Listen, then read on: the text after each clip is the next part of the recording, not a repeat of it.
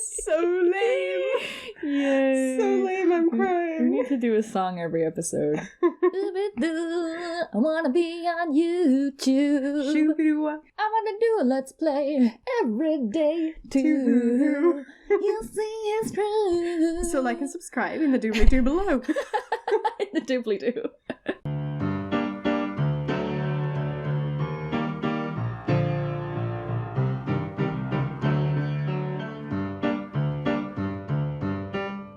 Sometimes, because Alex knows this, which is very sweet, because he knows how angry I am about people telling me how to do things, even if I'm doing it shittily. So he knows, he's like, may I make a suggestion? Are you okay? And he's like, comes in really softly, really gently, really kind of demurely, because he knows that I'll immediately shut down and be like, no, I know what I'm doing, fuck you. So he's like, I just, something, and he does it really well, and I'm like, speak. And then you tell me how to do it. I may consider your request. I'm making a cake and I'm like pouring in like actual flowers instead of flour, and he's like, can I just are you open to suggestions right now? And I'm like looking at my thing that's actually like wailing and screaming, that's become sentient, and I'm like, yes you may, yes, go on.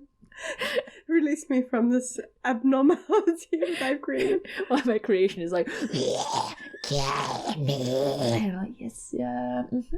I am open to your suggestion. Constructive criticism may be accepted at this time. Yeah. So this is the podcast where we talk about spooky games. I'm Philippa Evans, and welcome to Minecraft. Hey there, gamers! It's Jessica Byrne, 39 here. Gamer Nation, bro. Gamer high five. Gamer. Top of the morning to you, laddies. I'm Jessica. Okay, it's Jessie Pie, and we're here. Or hi, everybody. My name's Jessica Pie. And those are the only YouTubers that I know. So, are you ready for the grimmest episode that I've ever personally done? Halloween. Spooky. I don't know if mine is spooky, but you can tell me afterwards. I don't think I've ever done a darker episode than this one. Okay. I'm quite excited because sometimes I like dark a lot. So we were looking at cannibalism. Always. Again. Every day. All the time. Every day I'm cannibalizing. #mads. Because who can look away from cannibalism? I just simply can't. No, it's in the smile of every child. It's in the whisper on the breeze. Cannibalism. But I realized that, I've been focusing on ritual cannibalism and medicinal cannibalism, but there is one red-headed stepchild that's been left out of this conversation.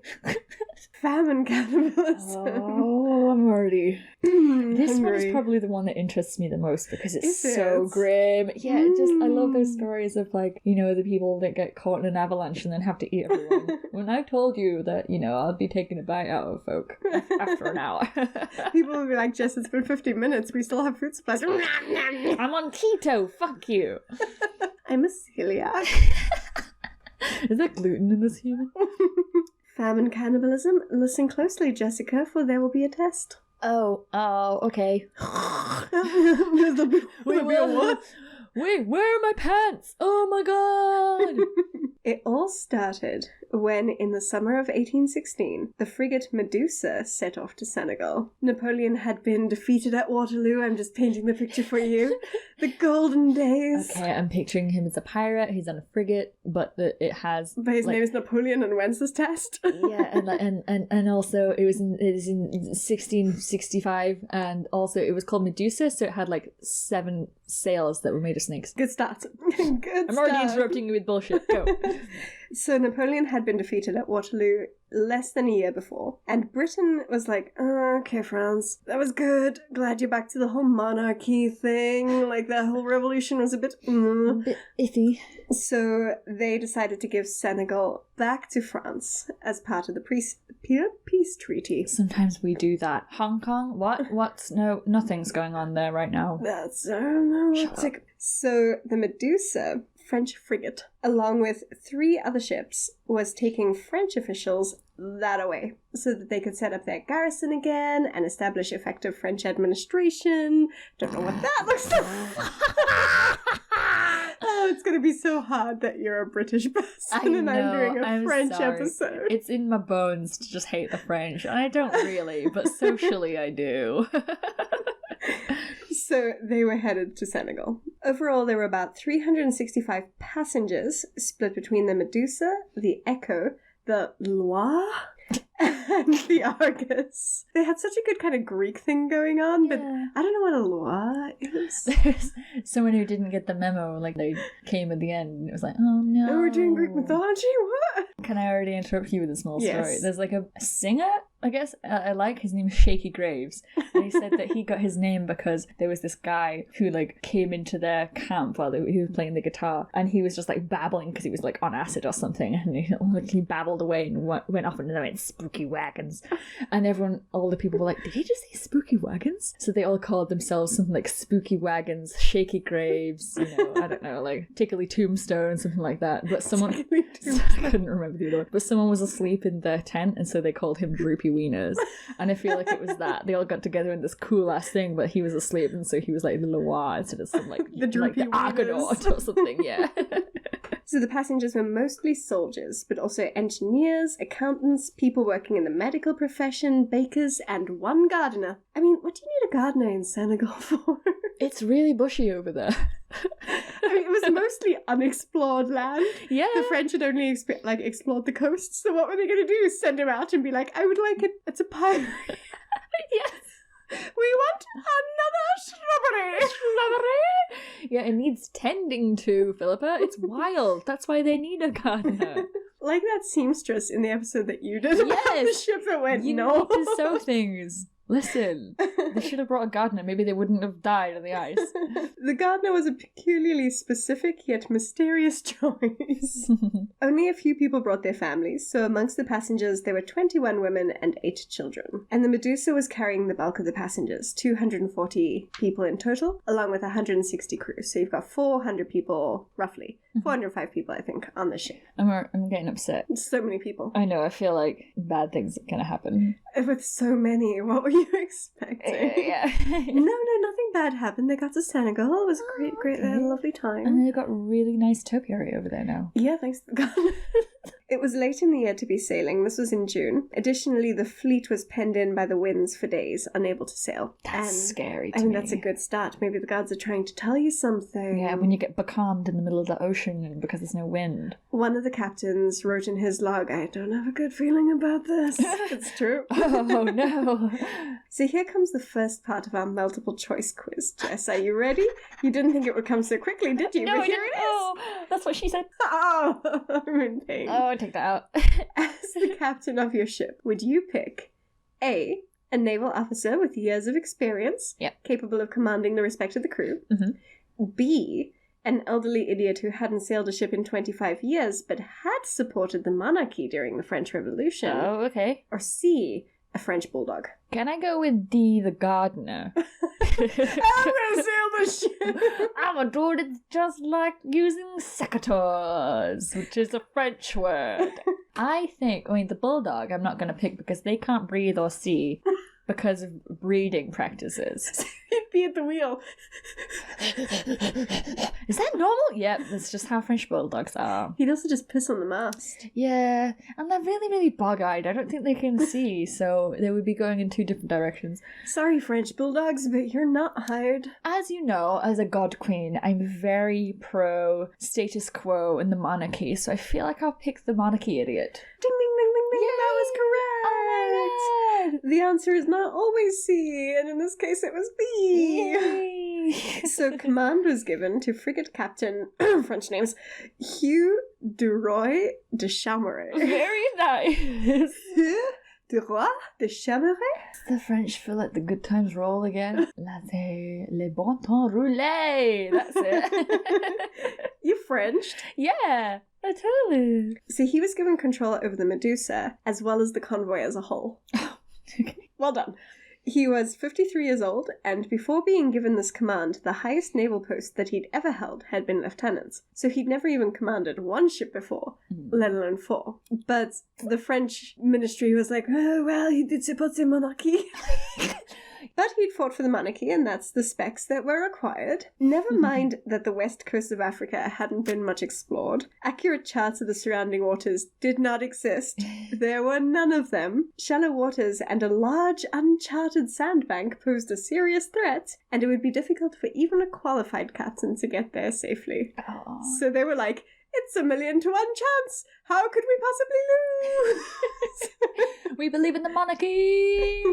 So the sandbank is called the Arguin, but probably in a French pronunciation. And its extent is still unknown because sensible people don't sail there in large ships.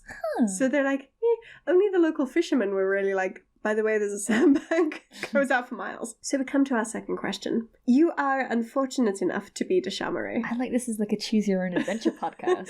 Where will it go?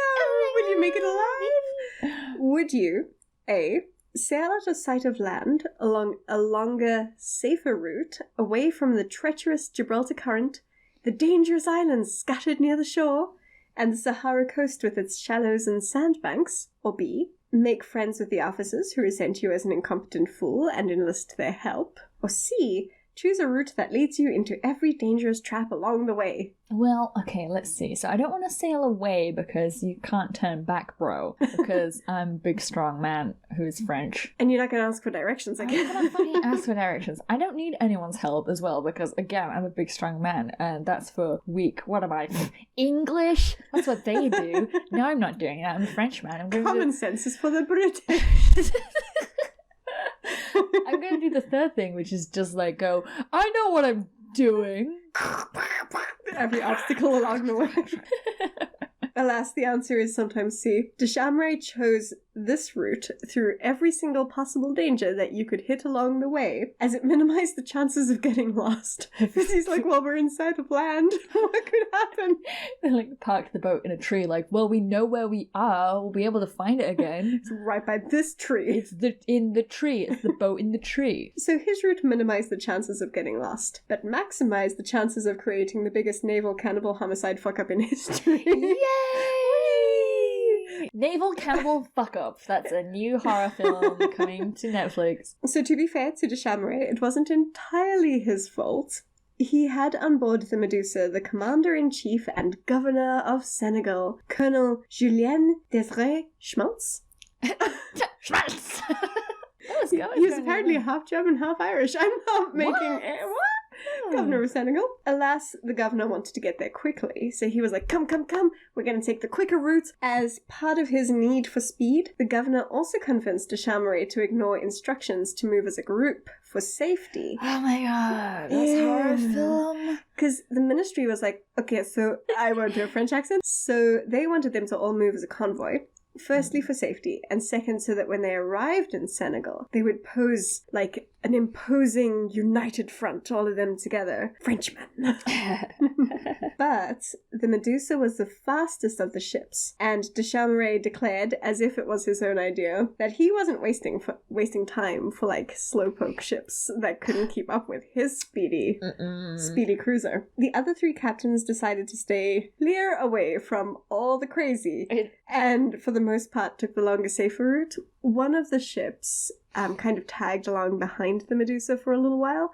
They were like, okay, it's getting too dangerous now, and then they went out to open sea, going, bye, bye, good luck, we'll see you later. And in fact, along the journey, the Medusa actually tried to outrun the ships, and every time they sank out of sight on the horizon, everyone would cheer as if, like, what the fuck is this? This is like a horror movie where it's like, we shouldn't split up, guys. Yeah. So the ship sailed at last on June the 17th, and within the first week or so, the first tragedy occurred. While the passengers were all looking at a school of dolphins that were going,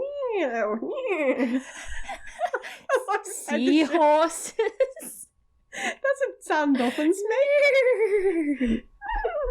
So these dolphins were swimming alongside the ship, and a 15-year-old sailor boy fell overboard and was swept into the wake of the ship. Now, this didn't have to be a tragedy. If the ships had been traveling in convoy, one of the other ships might have picked him up, And they were going to, like, I think fire one of the cannons in the ship to get the attention of the ship that had tagged along behind them for a little while. And then they were like, oh, no, the cannons are loaded. Oh well. Oh, that's not. The cannons are really heavy. And then they tried to launch a rescue boat, which was supposed to be manned by 6 men. But they were like, just put 3. Okay. And so they couldn't really get to the boy the way that they did it with their half-assed attempt. So maybe no one liked that boy very much. Maybe it was Greg. Maybe it was Greg. And Greg. And he was ginger as well. And everyone was like, well, I mean... And he did constantly talk about Minecraft. And they did push him overboard. And they kind of wanted rid of him because he really liked PewDiePie. Sorry, Greg! Oh no, Greg! PewDiePie's gonna come rescue! The brofist bump or whatever they do. So... punch that like one in the face! So this rescue mission quickly proved to be a waste of time. So de Chameray just yelled out, KK, thanks, bye! Sorry! As they left. We'll come back for you! Never forget! So they just left the struggling boy behind to drown. Oh my god, that's so dark. He got off lucky. Oh. So next question. You are still the idiot, Chameray. Okay, yes, I am, yes. Do you, A, rely on the expert advice of your competent second-in-command, Renaud? Never. Not with that name. Not if he's French. Put all of your trust in a passenger with no naval experience whatsoever and start stirring up ill feeling amongst the crew? I like the sound of that. That's Trump. Or C, make your horse a senator. Oh, shit. That's been done before. Okay, we don't have a horse on board, so I think it's... I'm going to trump it. I'm going to trump it. Yeah. So with the confidence of a middle-aged white man, Monsieur Richefort, who claimed to know a lot about sailing, was given second in command. In fact, he had spent the last 10 years in prison and had never worked as a sailor, so... I like to imagine he was also smashing beetles with a hammer at the time, and he was like, that guy, I like the cut of his jib. That's a nautical term. So the Medusa, beyond all hopes, made it past Tenerife, and the shores of the Sahara came into view. No competent sailor would ever sail a large boat near the coast due to the shallow waters, treacherous reefs, and the Arguin Bank. But the Medusa flew in the face of competence and common sense. One officer was actually scolded when he saved the ship from crashing against a submerged reef because he'd acted against orders. Oh my god. I just want to know, sometimes these things, when they're being that incompetent, is it like, are they trying to murder everyone? Or is it kind of like they really actually want to get fired, so they're doing like stupider and stupider stuff, but no one's challenging them still, so they're like, come on, I'm trying my fucking best to get fired here. They say that wealthy and quote-unquote important people, the 1%, yes, are way more likely to lie about their own abilities and knowledge. And I guess it's gotten them that far. What? I'm so shocked and surprised. Look at our leadership. My monocle just fell out, and I hope you'll reimburse me for it. So that's my theory. Yeah. It was Richefort. Just call him Richford. Richie. Yeah. The civilian ex-prisoner. Oh, no, sorry, that's like when people arrive from a different country and they're like, hello, my name is... And you're like, Jackie. John, yeah, come on. So, the civilian ex-prisoner, Richefort, who steered the ship into the Arguin. Everyone except de Chameray and Richefort knew what was happening, but they could only watch as they steered into increasingly shallower waters. Oh, no. Like, to defy the captain would be mutiny. And that comes with some punishments. So they were just like, c'est la vie. This is how we die. Les éléments enroulés. So it came as no surprise when the ship grounded itself on the bank. Even then, they could have saved themselves by tossing heavy things overboard. Heavy things like cannons, perhaps. That they weren't even using. They weren't even loaded. Nope. But de Chameray refused to lose the cannons, which he claimed were the king's property. Others were like, well, so's the ship. It's gonna go. So are our lives. So he wouldn't chuck them. Other people were like, we could chuck the flour. And the governor, who is not a hero of the story either, was like, but flour tastes good. But we like bread a lot. We're French. It's very hard to get flour in Senegal. How will we make our chocolate bread? We need croissants. Too little was done, too late. Anyone who tried to do anything effective was soon stopped either by de Chameray or the governor. Even more worrying was the fact that there weren't enough lifeboats. Oh. There were 6 in total, and not all of them were in good condition. Classic maritime behaviour pre-Titanic. The ship is unsinkable!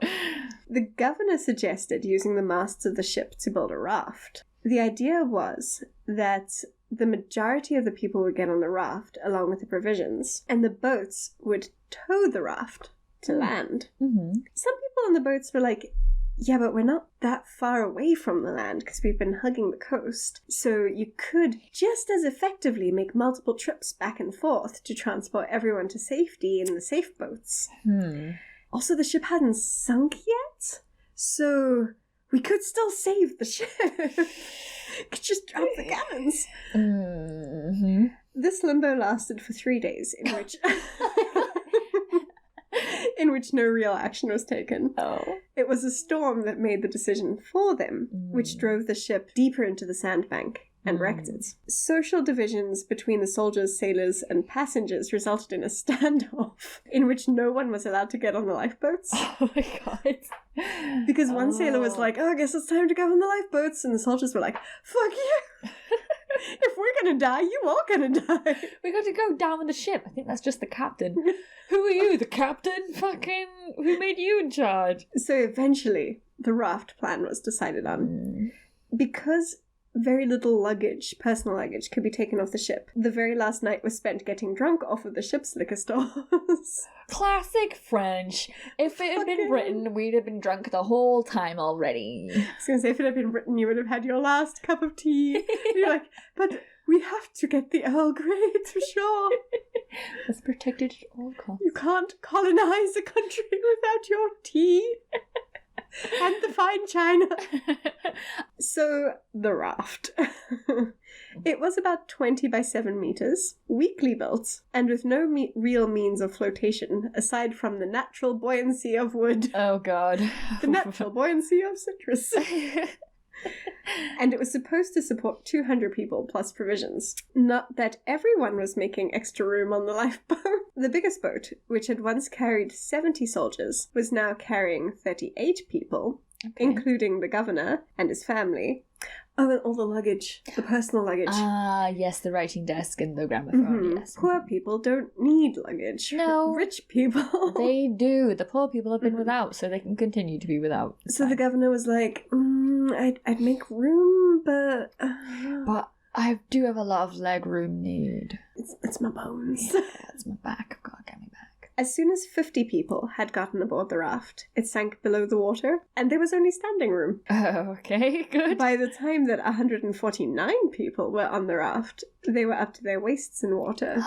Can you imagine that? So scary. Like, how do you even stand on the raft if you're, like, partially floating and there's no space? That's very frightening. The 150th person, Lieutenant de Praviel, told the governor that he'd rather die on the frigate, and he was not alone. The officers were all in the safest central part of the raft, and they were pushing outwards towards the edges, trying to make more room for themselves. Oh my god. And people on the edges were, like, just clinging for life aboard this raft while the waves washed over their heads. I would just kill myself. That's so scary. Like, I'm actually genuinely very afraid of the ocean, and that's nightmarish. And you have this poorly built raft with 149 people, and you have to cling onto outwards. And imagine how tired your arms would get by that stage as well. And you're waist deep, and the waves are breaking over you. Yeah. No. Where's the part where they all have cake and it's nice? That was before they left France. No. Oh, nor was it women and children on the boats first. Because of those doomed to be on the raft, women and children were included. Apparently, the authorities, when the boarding took place, were crying, "Every man for himself!" French! Come on, French! Where's your sense of honor? What are you doing? Other women and children were left on the frigate with their families, so everyone's on the boats. There's space in the boats. Yeah. There's not space on the raft. But there are 63 people left on the frigate. The wrecked frigates. Yeah. Women and children included. Yeah. And they didn't need to do this as quickly as they did. Like, the ship was wrecked, but it wasn't sinking. It was lodged in the sandbank. On the sandbank, yeah. So They were just like, ah! Go, go, go, go, go! Why are we rushing? I feel like it's me doing anything. I rush everything to an alarming degree for no reason. People were like leaping out of the ships and shoving people off the ropes and like bouncing off the mast. Like, oh my god, go! Fuck it! Like, but it's fine, we're just stuck here. If a storm had hit them, then yeah, maybe the ship would have been wrecked and they'd be fucked. But no, it was good weather and they were fine. Yeah. They were just, dive bombing. As for provisions, on the raft, they had packed 6 wine casks, Needed. 2 water barrels, Okay. but no food or tools. Well, you don't need anything else, it's fine. It's got the wine. Yeah. The boats weren't much better provisioned because, as I said, they were like, get off! Get off! And they were like throwing things overboard and nobody was like planning what they would take. The 63 people who are on the frigate are just like standing around, just like that John Travolta kind of like meme where he's just like looking around like, what's going on? So there were some people who just never made it off the frigate. But they ate fucking well because they were like, oh, the bacon has been left behind. The bacon and the garlic bread and all the croissants are here. People are mocking our French accent. Oh my god. We've been... Like, we're so culturally insensitive. we've just been hating on the French the whole time.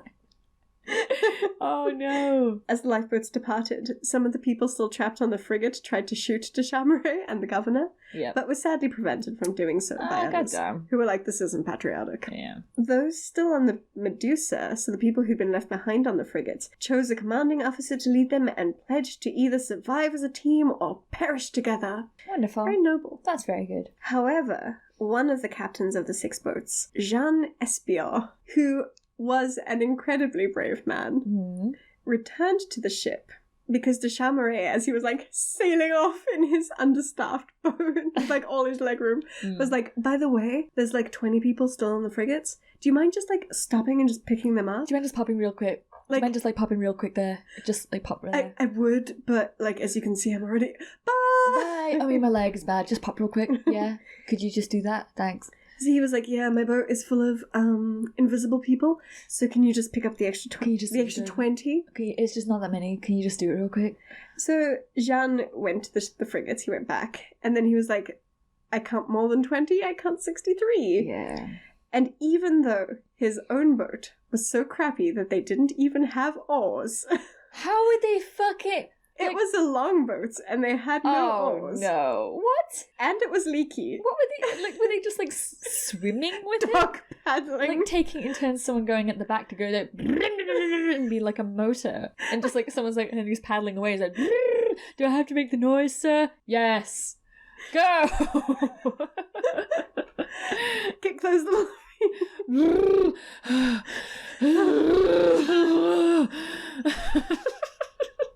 Philippa, I'm out of beer. Fix it. That's what happened, and I'm not changing that historical tale. Would you like me to get you the other bottle? Yes. So even though he had this shipboat that was already overcrowded, Jean Espion still vowed to save them all. Oh. I know. So brave. When it became apparent that his own boat was nearly sinking under the weight of all the people, So scary. 17 men chose to remain behind out of fear for their lives because they were just too drunk to move. Because some of the people who'd had a little drink last night were still lying in the wine cellars going, I was fine where I was good. You're sinking. I'm already rowing on the boat. That's the lavvy. Hey guys, we're moving again. Yes. So Jean was like, I'll save you all, and some were going, thanks but no thanks. Yeah. Best of luck to you, Jean. What would you do? Would you boat, or would you raft, or what would you do? Hard to say, isn't it? So if I could get a place on the boat, Yeah. I would go on the boat.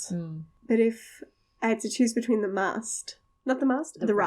the raft, and the frigate, Yeah. I would have chosen the frigate. Yeah, I think so too. And you'll find out why. I think I would stay where the food is for now, and then figure something out later with a bit more time and planning. I mean, I think I would rather doggy paddle back to the shore than be on that raft. God, yeah. Oh no, Philippa, I'm already worried. What's gonna happen? You've bebeard me now, though, so I've got a blanket of alcohol. My beard. So somehow, who could really say what happened. But some of the rowboats the lifeboats that were towing the raft, somehow they dropped the rope. What? So, Butterfingers, I guess. No. It started with the governor's boat, I think. And then... I need more leg room. Eventually, there was just... So, Jean's boat had accidentally dropped the rope because another boat had crossed them or something like that. Right. And he was like, okay, no, we're going to go back or we're going to pick up that tow rope again because we got to save the raft.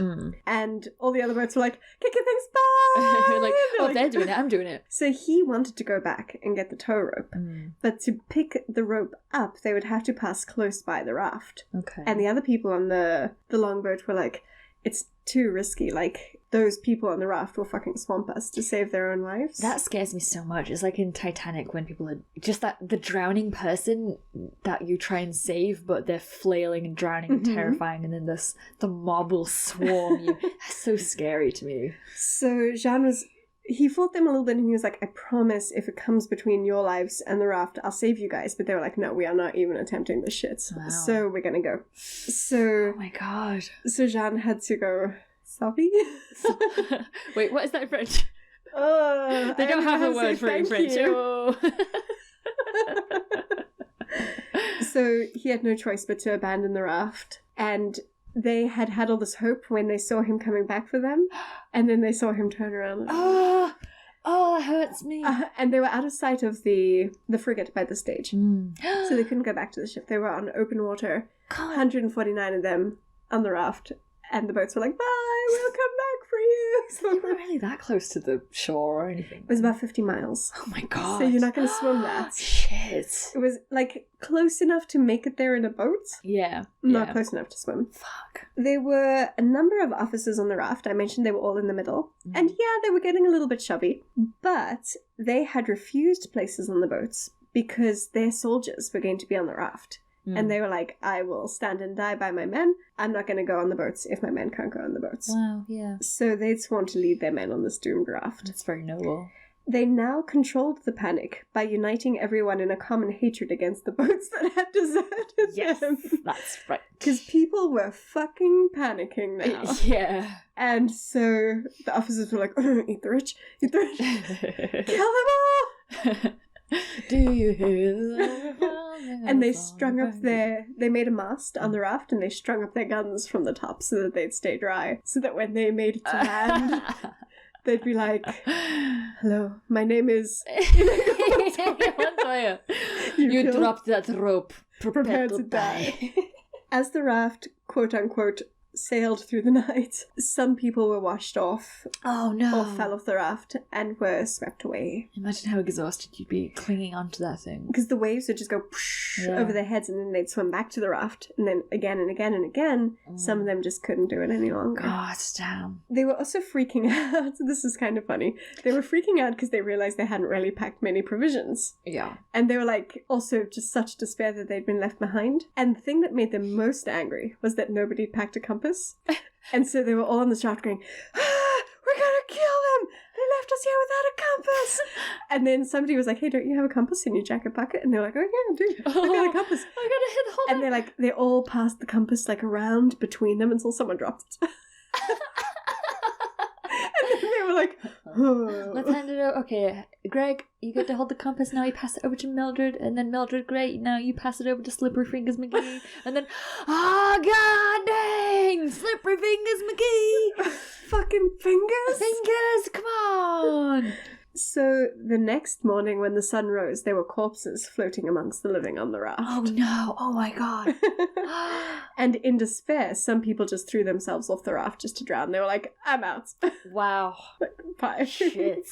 By the next night, a terrible gale hit the Medusa, the boats, and the raft. Some of the raft survivors were hallucinating at the stage. Wildly hallucinating. I imagine like the sun beating down on them the whole day. During They've the got day. No shelter from that. Mm-hmm. There's no water. I mean, you're off the Sahara. Yes. It's bright. It's rather warm there, I hear.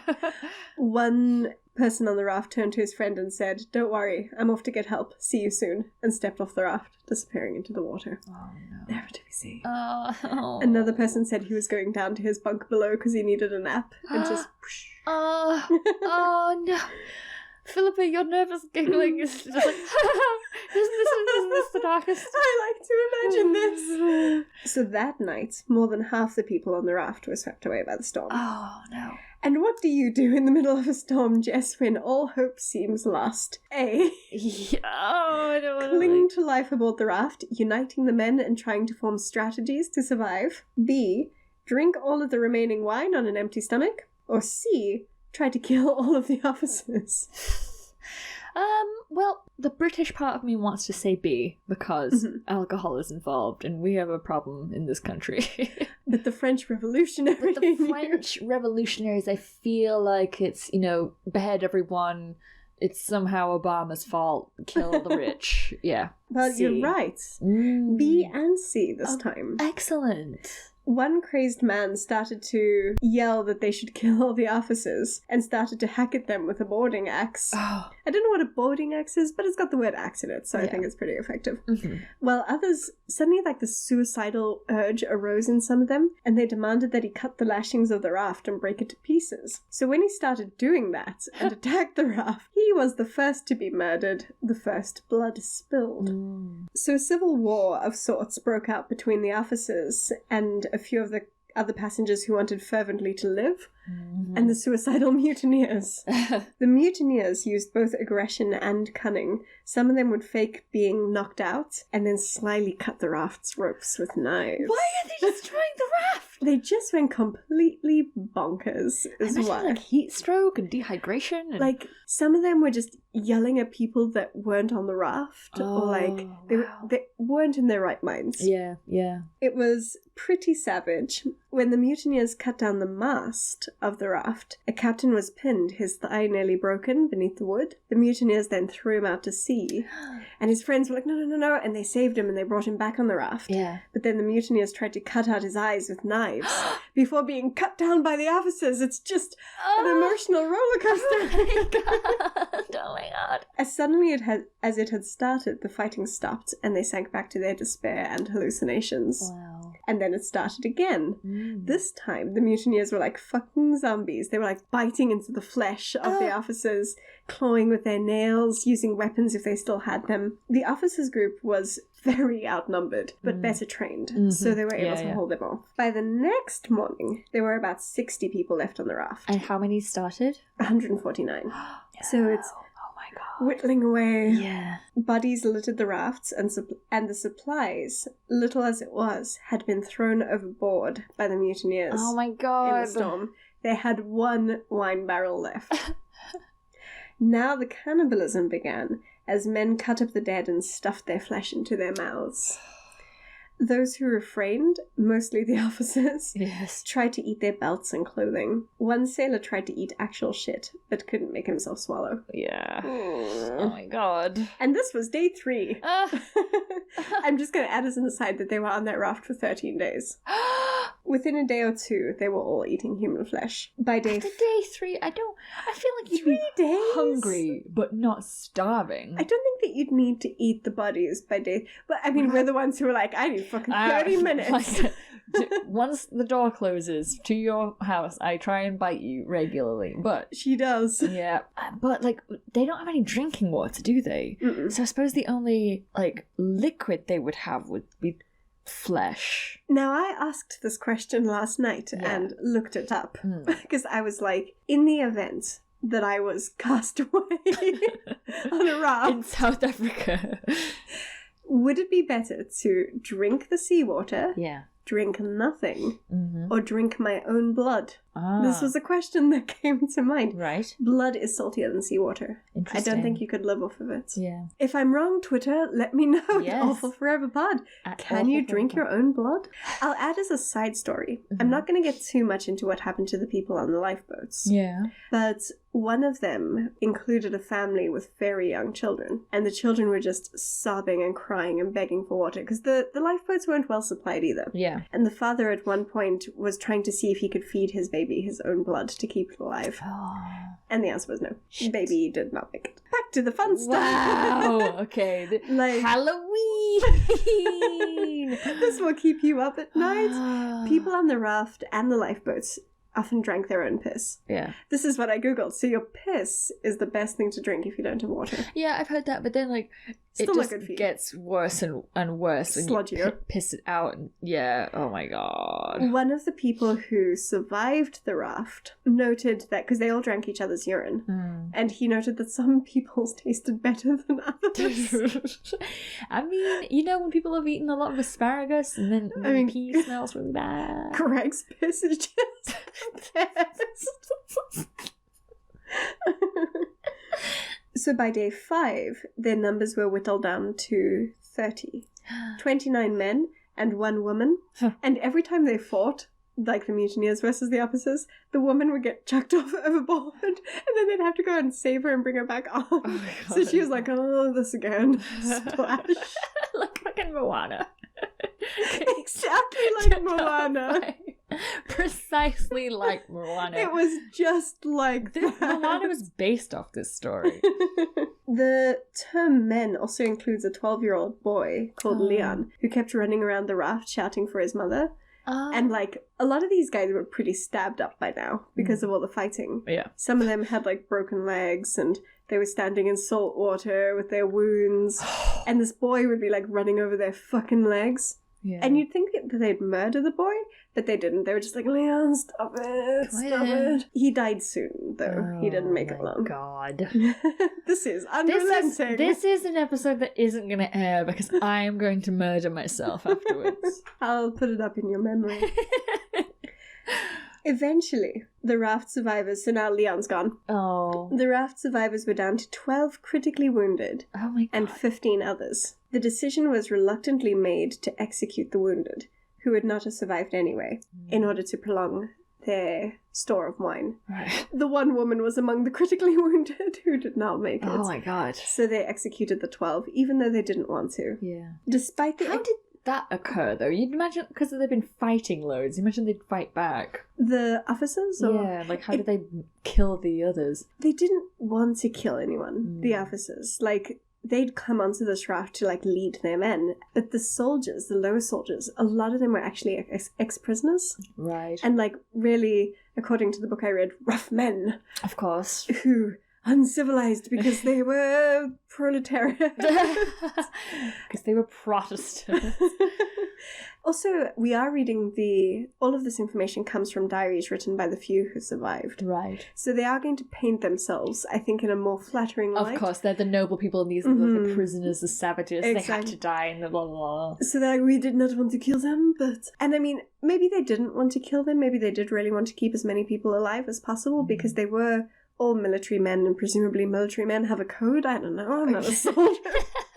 I think they more just wanted peace. Yeah. So, and there'd be like bouts of fighting, and then people would fall into the stupor, and then the fighting would happen again. And so they executed the 12 critically injured people who weren't going to make it. Despite the extra space on the raft, because now you've got 15 people left out of 149.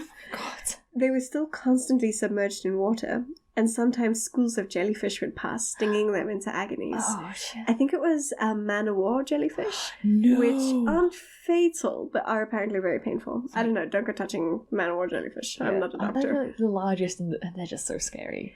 And I think they were quite new to them, because one of the men on the boats, they passed a fleet of them, and he was like, oh, pretty, and he reached out to touch it, and was like, oh, fuck, I regret my choice. Slippery hands, stop it! Butterfingers McGee.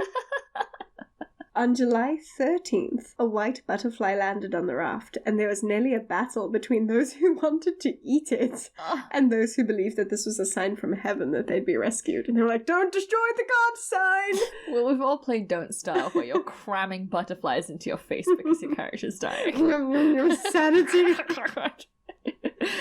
Sharks also circled the raft. No! I was going to say, when are sharks coming into play? Sharks were there from the beginning. But they didn't attack. I mean, they could have easily attacked these people. They're fucking waist deep in water. But presumably the raft attracted like shoals of fish or something. They did catch a couple of fish, or like some really small fish sometimes that they'd mix in with the human flesh. Because they didn't catch enough fish to really feed off of.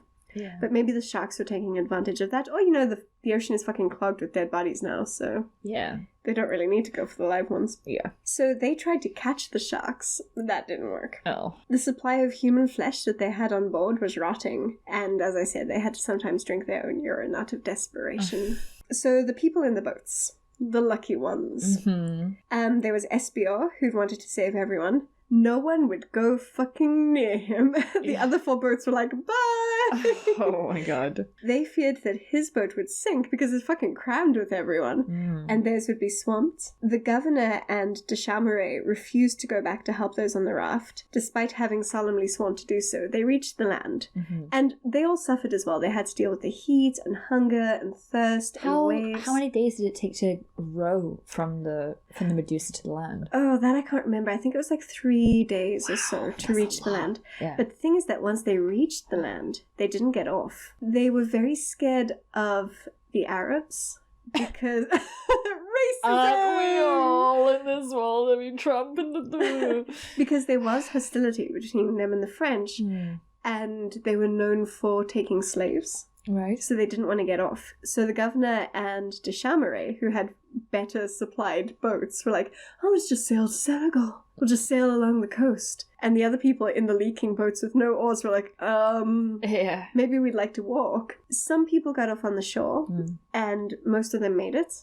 They were rescued by Moors, Arabs, as it turns out, and taken nicely back to Senegal.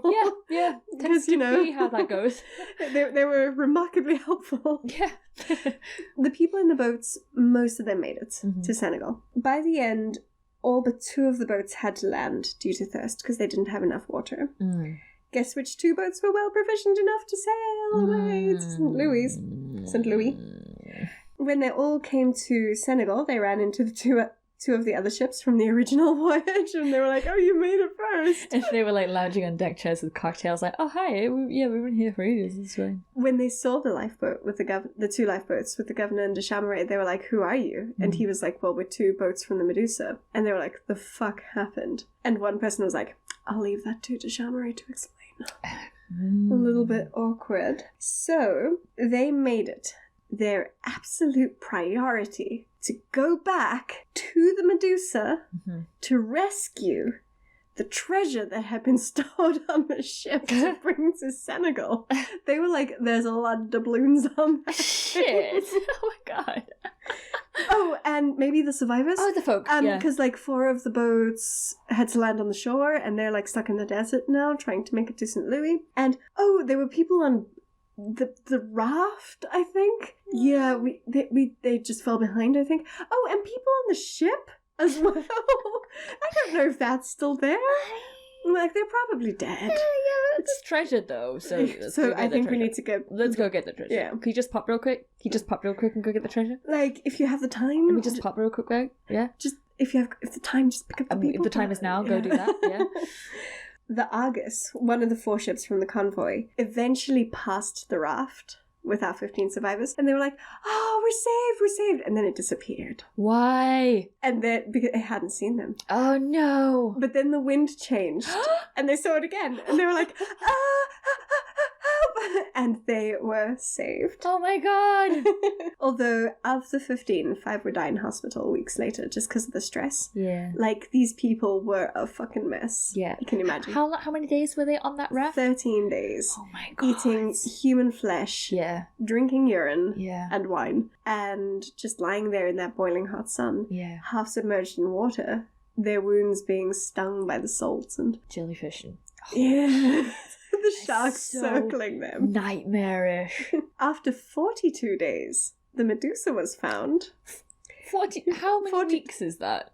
6 weeks. We're podcasters, not mathematicians. Fucking six weeks. 6 fucking weeks. They found the Medusa. Yeah. With 3 men still alive on it. Oh my god. So 17 people had stayed on the ship and 3 made it. Oh my god. Blame fell on the captain. Yes. Especially when the raft survivors arrived in Senegal. Everybody's like, yay, you made it back. And they were like, fuck you. Oh, and also, fuck you. Fuck you so hard. Wow. The captain didn't seem concerned at all by what had happened. He referred to the loss of the Medusa as a mere bagatelle I don't know what a bagatelle is. Is that like a fancy French bagel? I think it's a light musical dance. Some kind of pate. Now I really want some pate. It's not a big thing, whatever it is. Right. But eventually a trial was held, and the governor of Senegal did not have to stand trial because he's the governor of fucking Senegal. Mm-hmm. Didn't matter that he was an asshole. But the captain had failed in several areas. He'd been an incompetent fool. Yeah. He'd disobeyed the ministry's orders about safety and how to get there, including not traveling in a convoy. Yeah. So that, you can be there for each other. He'd also, and this was the important thing, the captain has to be the last person to abandon the ship by law. Exactly. And that's punishable by death if you're not. Ooh. But here's the saddest part of my story. Okay. They decided that even though he had broken that rule and he was not the last person to leave the ship because the 3 fucking survivors were still there, they let him off. Why? With a little slap on the wrist and 3 years in prison. 3 years? 3 years, not even death. Why did they decide that? Because they were survivors? Because they said that he'd been in inhuman conditions and that he'd made the choices that he had to make. His argument was like, yeah, I did leave 17 men aboard the frigate, but my responsibility was the men on the raft. And then they were like, so yeah, the raft that you abandoned, you fuck. So he was charged with negligence and incompetency, and he was found guilty of abandoning those people. Yeah. But they let him off. And the governor of Senegal didn't suffer at all, who was an equal asshole. Yeah. Then one man who'd survived the raft, an engineer, who'd actually chosen to go on the raft because the lower engineers had been consigned there, and he was like, well, I'm not leaving my men. He survived and he wrote an account of it. But the French authorities were like, this makes us look bad. Makes us look real bad. So we're gonna ignore that? So he tried to get justice in France, but he didn't manage to. Yeah. So the French engineer who'd survived, he went to London to see people who'd listen to him. And he found the painter, the French romantic painter, Theodore Géricault. Sounds good to me. Say it like you spell it. That's right. Who painted this really famous piece called The Raft of the Medusa. Mm. And the engineer himself posed as one of the people on the raft. And the painter had several rotting limbs in his studio that he used for realism. Where did he get them? The local asylum.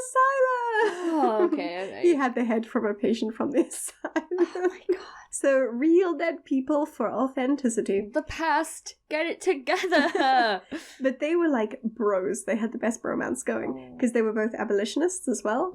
And the painting later came to symbolize the dissolution of the monarchy. I think that the painting inspired Lord Byron when he was writing either Childe Harold or Don Juan, one of the two. He has a cannibalistic ship episode. That was the very happy story of the wreck of the Medusa. Philip, may I have 6 cuddles, please?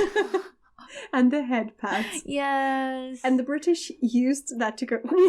Stupid French. They actually had a very similar situation themselves. But I'll just post a wiki link or something to it, because I'm not going to tell the same story twice, but with the English. Yeah. Would just be less croissant jokes and more Yorkshire pudding jokes instead. Swap out all the times we talked about garlic bread with Yorkshire puddings and pie. Basically the same thing. Yeah. So is that the grimmest episode I've done to date? That's so miserable. I love it.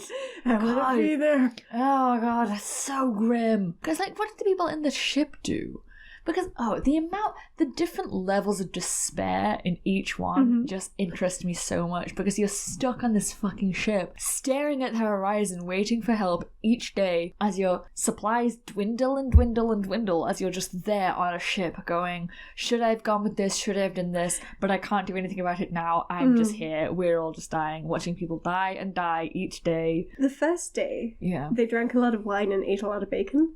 Because once everybody had gone, they were like, hell, the food is still Yeah. But by the end, a lot of them died, not from starvation on the ship, but because they were so scared of a storm wrecking the ship that they tried to escape the ship or something like that and drown. Oh my god. I don't know, it was mistakes were made. Yeah. And that's how they died. But what are you supposed to do in that situation? I'll tell you what, I panic when I'm at a bus stop and the bus app says that the bus should be here and it isn't. And so I'm like, do I wait for this bus that isn't gonna come? Do I wait? In fact, am I stranded? one time I was going home and I like called people, and I called this other person, like this person that I know online. I called them, and they're in America, and it was like 4 p.m. for them, and I'm like, I'm drunk and in the bus stop, what do I do? And I fucking panicked. And they were French and drunk. Yeah, and like, wrecked ship. I'm like, Sacre bleu, touche. They all each individually locked themselves in a room with a gun, and they would only leave to try and find food. They were nearly starved to death by the time they were found because the food did run out. But did they cannibalize each other as well? They did not. Oh, because there were no bodies to I don't know. I don't think they got to that point. Yeah. The book that I was reading did not mention if they cannibalized each other. I don't think they did, though. Right. I think they were less interested in the human flesh. So people like escaped and drowned or something then? Yeah, so okay. I think they couldn't recover the bodies. One person died hours before they were rescued by the August. No. They didn't make it. I mean, I think at that point, though, if you'd been rescued and you're at that level, then you would have died anyway. But like, yeah, so which is the most nightmarish of the situations? Being stranded on this horrible ship? I think the raft. Being in the raft. Yeah, you're waist deep in water, full of sharks and jellyfish. People are fighting, and because then it's that mob mentality, and you can't do anything about it, and so you're just there. And there's probably a lot of like collateral damage of people just being killed when there was no reason for it. And then people are like stuffing their mouths with human flesh, and you're in pain, and you're drowning. And the waves are going over your head. Oh no! That happens for 2 weeks. I'm gonna go home and lay down in your nice warm bed. Philippa! I was reading this book, and the day that I started it, I was up at 3 at night, and my partner was like, "Can't you finish this some other time?" And I was like, "No! Are they going to survive?" I got to the point where I knew if they were going to survive or not, but I was like, I need to see if the captain gets executed. Yeah. And then at 4 in the morning, I was like, no! Fucking the rich take care of their own. Jesus. The rich take care of their own. It just pains me because this still happens today, that it's just the rich make fucking decisions, loads of people die because of it, and they're like, I don't care because I'm literally a psychopath. Imagine leaving 150, well, it would be like 176 if you count like the ships. I can't math. Fuck it. More than 150 behind, and you refer to the loss as a mere bagatelle. Yeah. A mere bagel. But also, as well, on the other side, I'm not devil. I know this is a 2-hour fucking episode, but like on the other side, if you in like the Titanic situation, you don't go back because they will swarm you, and then you've got like 30 people in your boat. And if you go back to try and save some people, these 30 people might die because the panicky people in the water might swamp you and then you all die. So it's like, do I save these 30 people in the boat or potentially save like 5 more or get them all killed, you know? The thing for me is... Yeah. What I would have done. What you do because you know you're an authority in the situation because you were there. I'm just saying, in Frostpunk, I ascended to godhood and led my people through the storm. And in Black and White, I sometimes just pick up people and throw them into the sea, and so I know exactly what everything's talking about. I play strategy games. What I would have done is, let's say I was dumb enough to crash my ship into the sandbank. Yes, which you will be. Which I will be. Yeah. Mm-hmm. I would fit as many people as I could on the boats. Yep. With some provisions. Yep. I would send them to shore. Yep. I would return. Yep. I would get more provisions, more people, send them to the shore. Okay, but who and how? Because you said it takes 3 days to row there. That's a lot of time. That is a lot of time. Tiring to row. It is. But I would do shifts. Yes. Swap it around, get each people a row. And I would have the mast in preparation. Mm-hmm. I keep saying mast instead of raft. I would have the raft in preparation, just in case the ship was going to wreck in a storm. Yeah. But I'd leave people on the ship with provisions. Like, you've got this for just in case, but mostly stay on the ship. And once my first load of peeps had landed on the shore, maybe I would have started sending out scouts. Mm-hmm. Just that, we had a plan. Yeah. Actually done some fucking planning instead of just going, I don't know, I'm just going to get into there and fuck you. And I know it's easy to say what I would have done. In hindsight, yeah. But with all the knowledge that we have now. Was a major fuck up. It just seems like none of the decisions make any sense. Like, what the fuck was that person thinking? Why did everyone go along with it? Because it's mutiny if you don't. Yeah. There were many things that they could have done better. They didn't have to, like, abandon ship like they did. Yeah. And the raft idea was dumb. That's fine. But that's a very, very good story. Now I'm going to go to McDonald's and comfort eat loads. I think we need to. So some things are nice sometimes. Well, we're not on a raft. I've never been on a boat, and so it's fine. One time I was on a boat and I saw flying fish, and I didn't know that flying fish really existed. And I was like, oh, flying fish, they just sort of like porpoise out the water, right?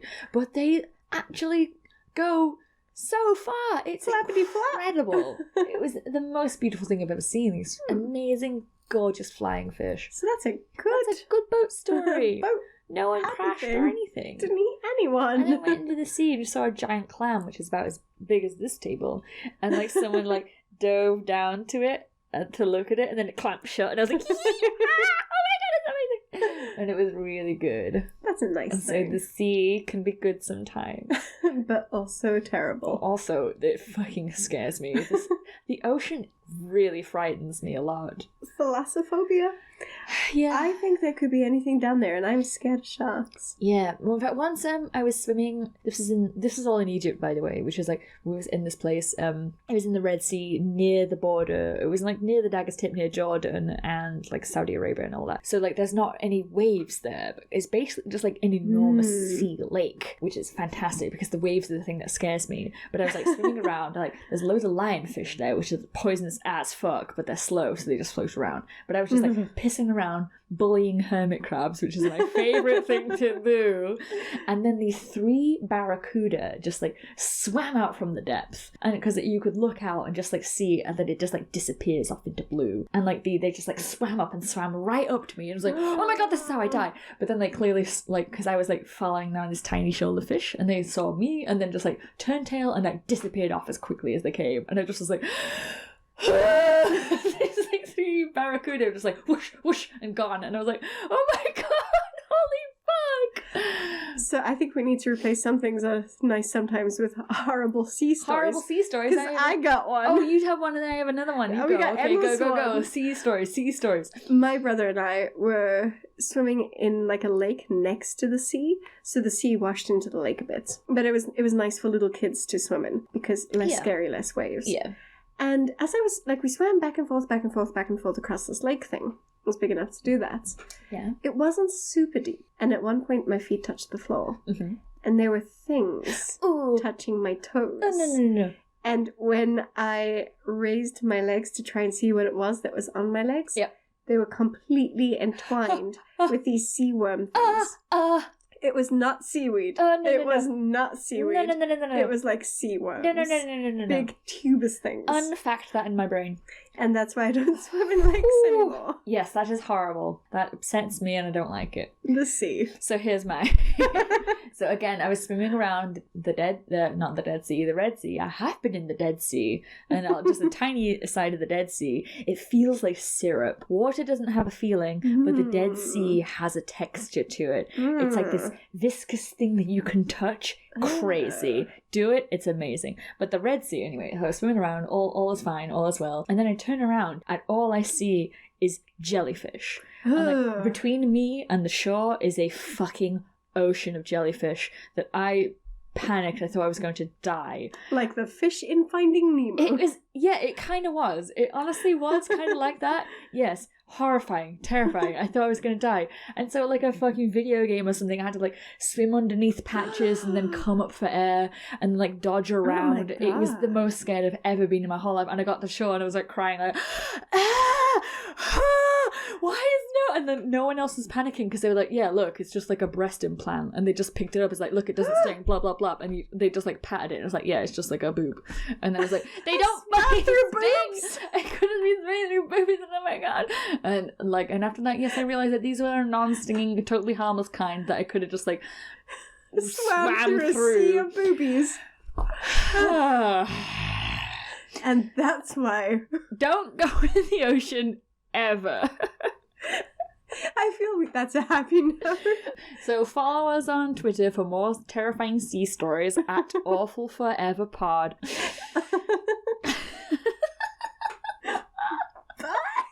Bye.